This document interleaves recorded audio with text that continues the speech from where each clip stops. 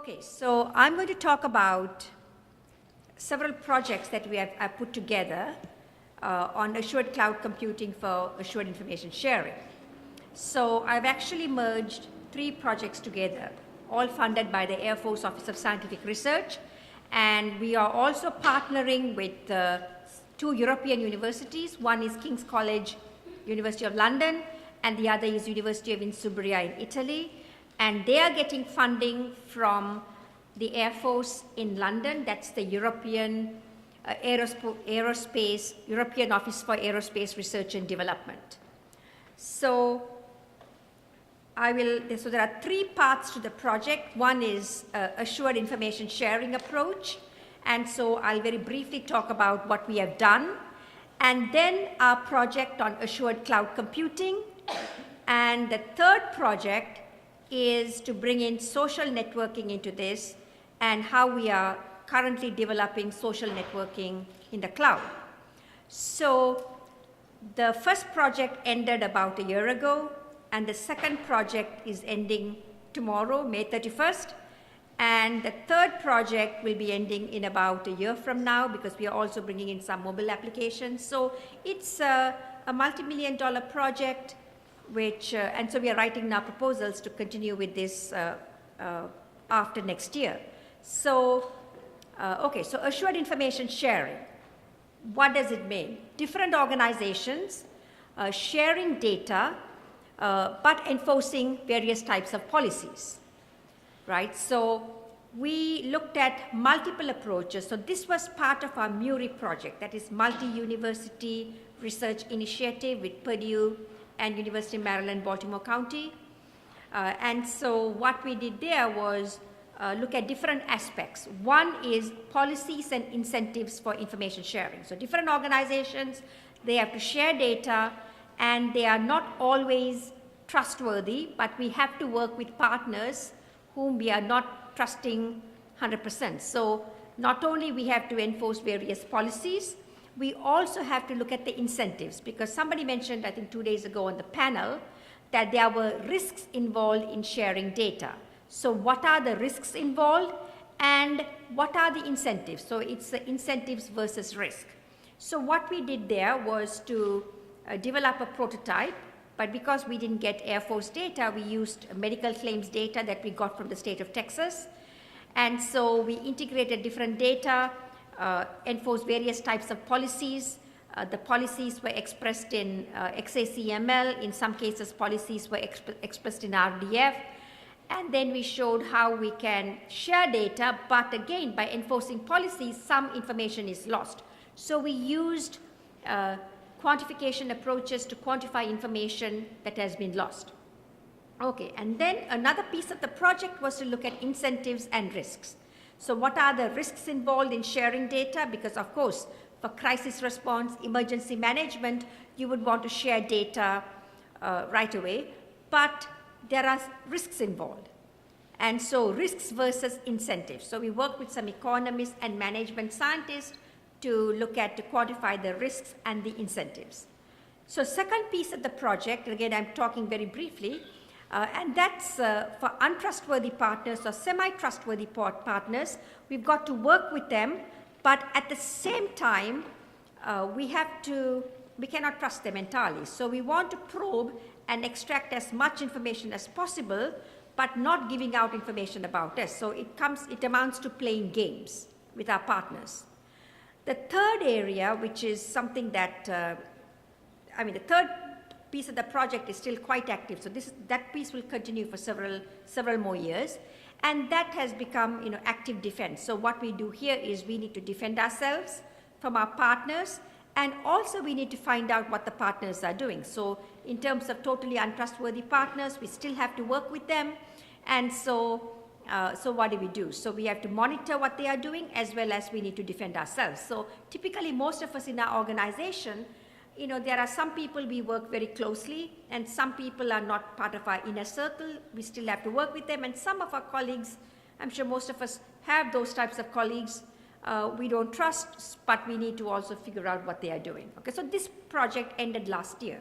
Okay, so then what we did, so this is the prototype that we developed. with XACML as well as RDF, where different organizations are sharing data and different types of policies. I'm going to come back to the types of policies in a minute. Okay. So the second project, which we started about 3 or 4 years, actually in 2009, so that was almost 5 years ago, which is ending tomorrow, and that is to build a layered framework for assured cloud computing. Okay, and so in some of the talks these past few days, there were a lot of discussions on cloud and security for the cloud. So we came up with a layered approach. And so the parts in blue are parts that we have already completed. And so we developed techniques for monitoring the clouds, resource allocation, and storage, Hadoop MapReduce, secure storage, as well as secure query processing. And our policies are expressed both in XACML and RDF. And we are building some applications. So one application that we are building right now is a social network application. So that's the part that's going to continue. And we are also looking at secure virtualization and, of course, the risks and cost involved. So we have developed a layered architecture.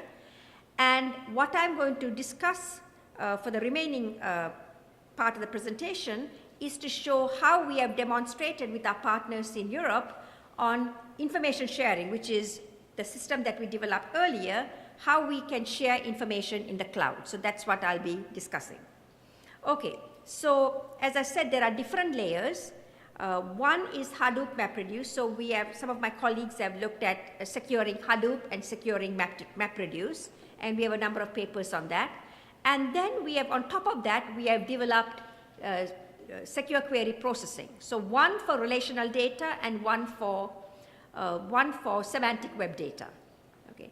And so that's what I'll talk about. So in the secure query processing with cloud technologies or big data with Hadoop MapReduce, and remember the Hadoop and MapReduce are also secure because what you get from the open source Hadoop and MapReduce, they are not secure systems. So we have looked at, as part of this project, how to bring in security into Hadoop and MapReduce. There's very primitive security right now.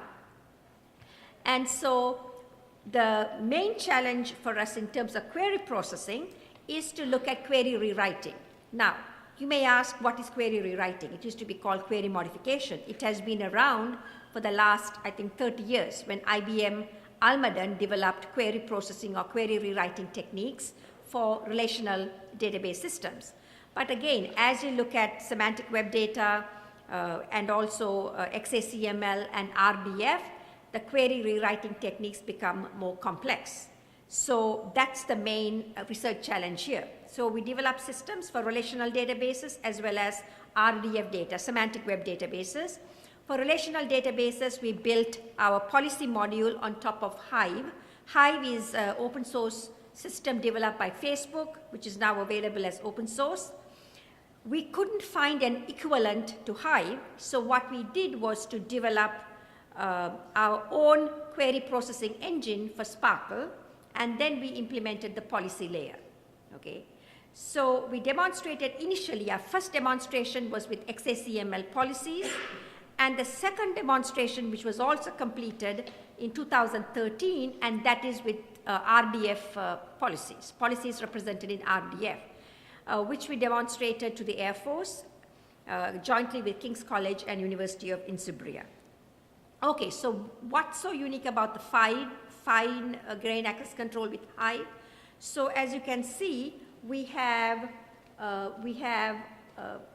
the Hive engine. So this is something we didn't implement. It was already available as open source from Facebook, and we built initially an XACML engine. Okay, so its XACML implementations are available. Sun implemented it almost 10 years ago. But what we did here was to re-implement it in the cloud. When you say re-implementing in the cloud, it doesn't mean just porting the engine into the cloud. It needs careful re-implementation. So it's a complete implementation of XACML in the cloud, and the query rewriting techniques for queries in XACML, and we use this for our demonstration.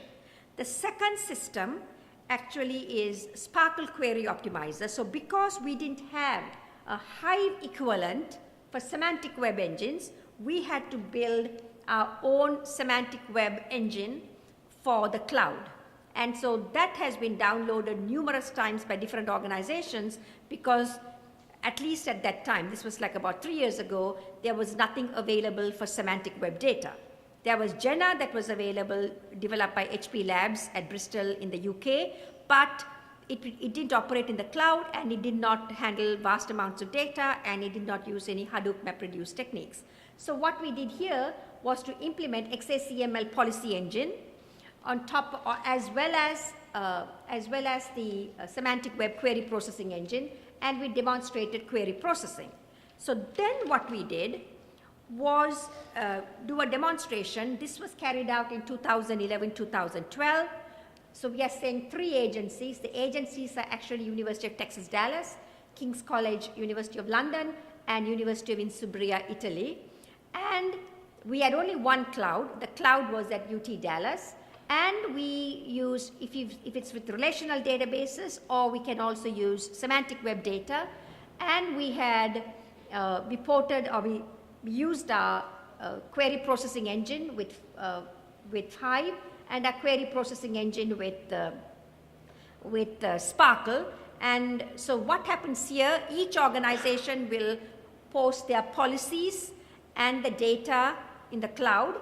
And then when they request data, the policy engine will get activated and it will process the policies. I'll give some examples of the types of policies we can handle. Okay, so when we demonstrated this, one drawback we found was our query processing engine. It was either relational data or RDF, and our policies were all in XACML. So there was this impedance mismatch. So what we did for our more robust demonstration is we said, okay, let's do everything in RDF. That's a resource description framework, which means that we had to build a RDF policy engine in the cloud because we had implemented the XACML policy engine. Fortunately, we had developed a RDF policy engine, not on the cloud, but that was for our inference control project. It was a separate project.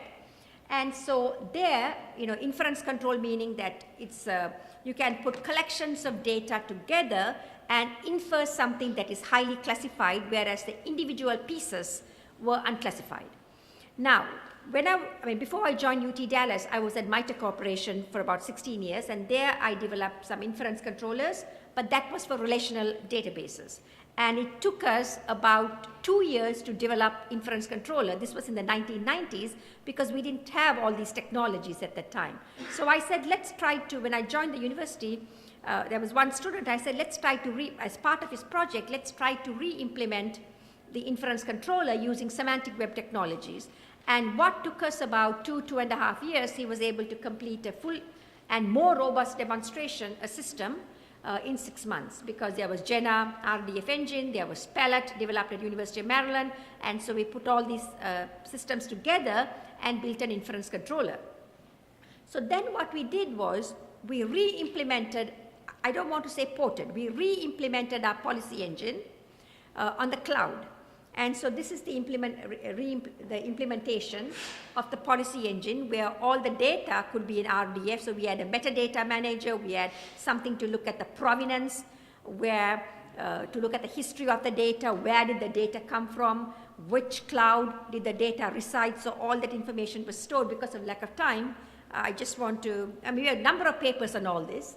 And so we re-implemented the policy engine, and then we demonstrated the system, the complete system, with our partners, but now we have everything in RDF, so we can have our policies either in RDF or XACML. If it's RDF, of course, we have our policy engine, and it will get translated to the SPARQL query engine, and which sits on top of the MapReduce framework, Hadoop MapReduce, and similarly, we can also use relational data. And that will take advantage of a Hive relational engine. So one point to note is that when you look at the MapReduce and Hadoop, under separate projects, we have developed secure MapReduce, secure Hadoop. But for the implementation, for the demonstration, we just used the regular MapReduce and Hadoop. But eventually, if someone wants to say commercialize or build this system, we can provide our different pieces. Some of them are available as open source that can be used to build a more secure system for information sharing. So now the question is, what are the types of policies? Several policies. Here are some examples. Agency 1 wants to share the resources with Agency 2, provided Agency 2 also shares data with Agency 1. So that's an example of a policy. Second, Agency 1 will ask Agency 2 for justification. So if Professor TY wants to get data from me, I will ask him, okay, justify why you need the data. Third, Agency 1 wants to share resource with Agency 2, provided I tell TY not to share it with Professor Felix. So Agency 1 shares a resource with Agency 2 depending on the contents.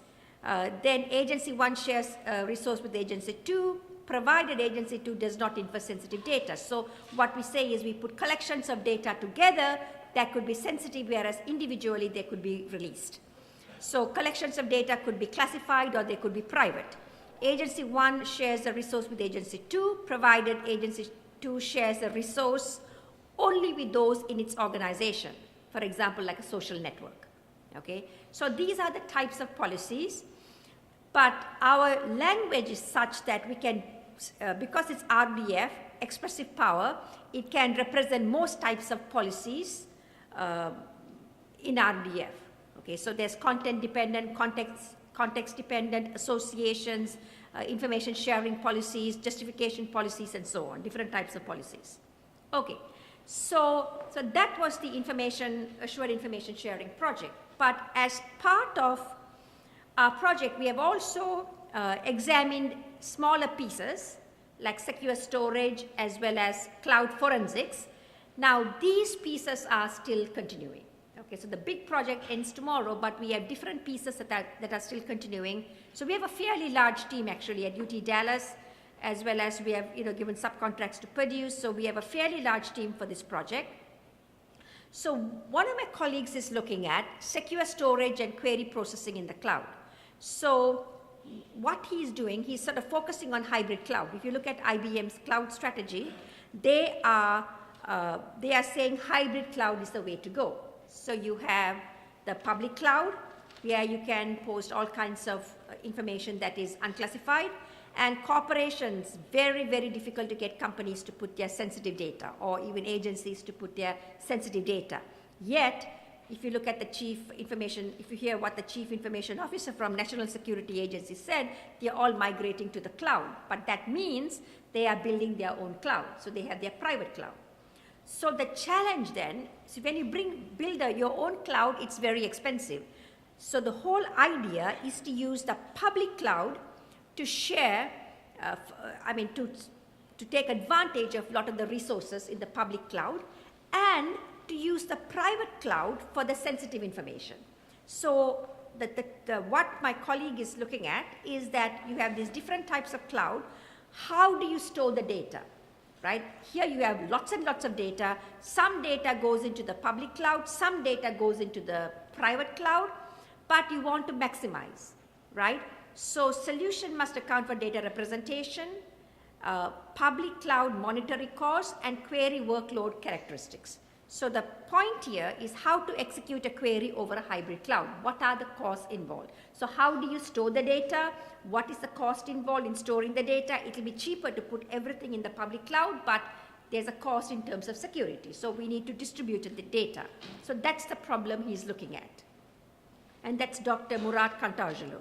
Two of my other colleagues, Dr. Ji-Chang Lin and Dr. Kevin Hamlin, they are looking at hypervisor integrity and forensics in the cloud. So in their project, they are looking at securing the virtualization layer as well as hosting multiple operating systems and looking at the integrity and forensics. So the whole challenge here is, do you want to put all the monitoring in the hypervisor, or should each guest operating system have its own cloud monitoring?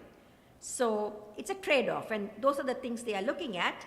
And of course, they are trying to apply what Kevin comes with is the inline reference monitor formal methods techniques for cloud, for looking at hypervisor integrity.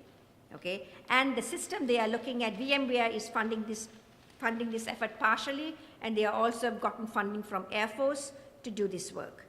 So that's the cloud forensics.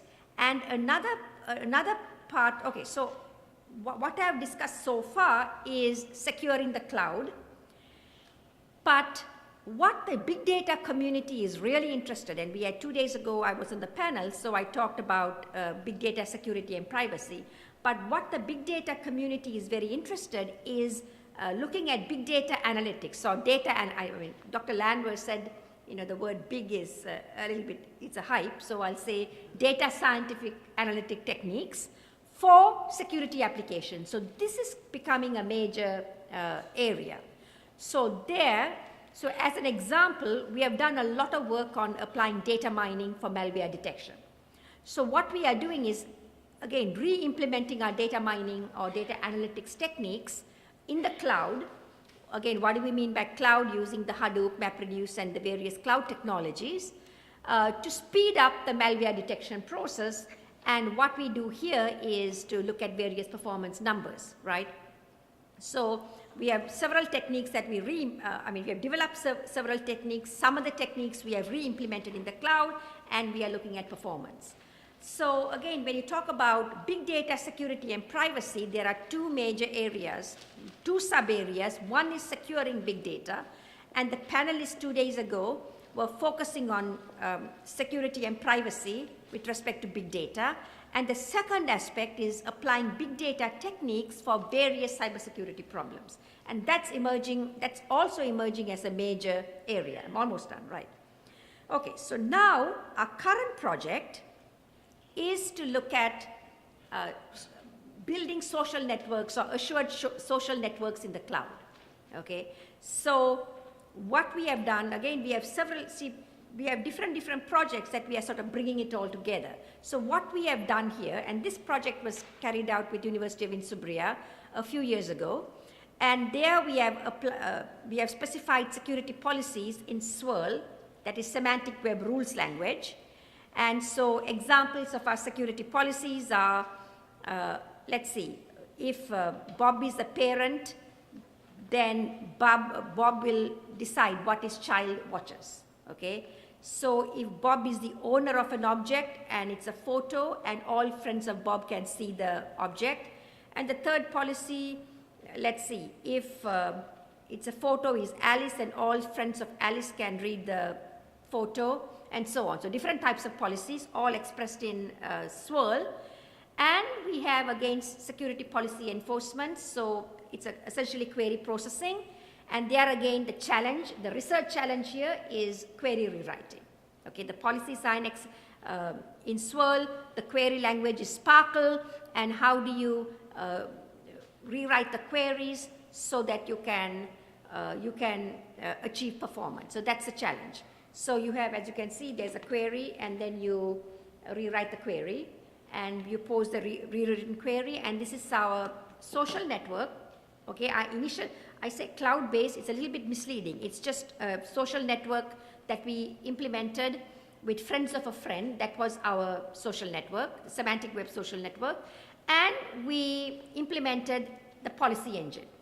What we are doing now is re-implementing this whole thing in the cloud. Okay, so, and for different organizations. So we are bringing these two projects together, our social network and our cloud-based information sharing. We are bringing it together to implement this in the cloud. So this is the project that will finish in about a year. Okay, so our current considerations, we are also looking at various things like identity management. This is really important. A lot of others are working, so we are sort of looking at what others are doing and, you know, developing some prototypes here. And then some directions, of course, Zen VMM. Ji Chang is looking at securing Zen VMM. The whole piece that is missing is the networking, secure network infrastructure. So this is something that's really missing, and we don't know whether we want to look into this particular area, but it's important. And our cloud storage, identity management, and of course, secure social networking. And we also have a project from NSF, an education project to develop courses. So I'll be happy to share a lot of the information. So all the information I presented here, we have open source data. There's only one small project, Cloud Social Network Analytics, that we are sort of trying to commercialize that piece. And so that I cannot share, but everything else I'll be happy to share. And as Professor Wu mentioned, we'll also be happy for you all to join this project.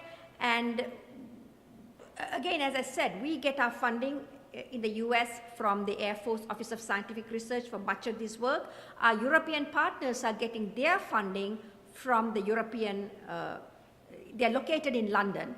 The Air Force, US Air Force in London, they get their funding.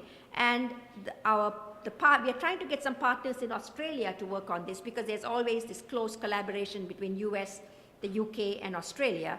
And so they have to get their funding from the Asian office, which is located in Japan. So hopefully if they get their funding, then we can really have a true sort of international collaboration. So that's our goal. And right now we are trying to do something similar with the Navy. So we have Office of Naval Research, and our European partners can get their funding from Office of Naval Research in London. That's called ONR Global. So I've sort of, because of the lack of time, I've sort of discussed several projects, and I haven't given the technical details, but I'll be happy to share all our papers.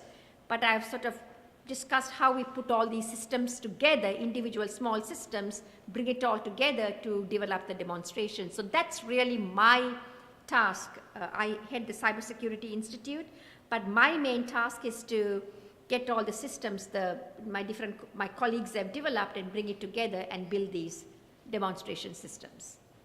So that finishes my talk.